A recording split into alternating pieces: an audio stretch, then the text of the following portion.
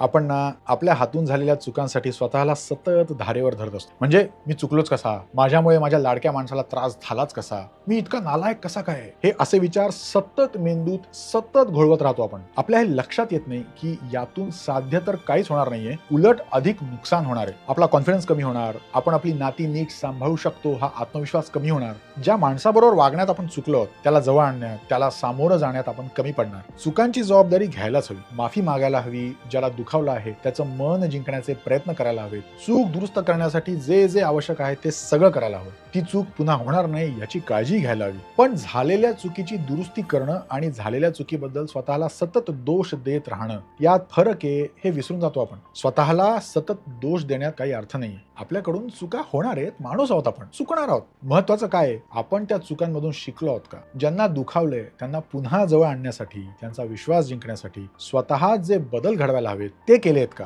आहोत तिथून पुढे सरकलो आहोत का? हे महत्वाचं आहे. घडून गेलेल्या अप्रिय घटनेचा चित्रपट मनातल्या मनात सतत रिपीट करणं म्हणजे जबाबदारी घेणं नाहीये. उलट त्यातून आपण आपल्या जबाबदारीपासून दूर जातो. ते होऊ द्यायला नको.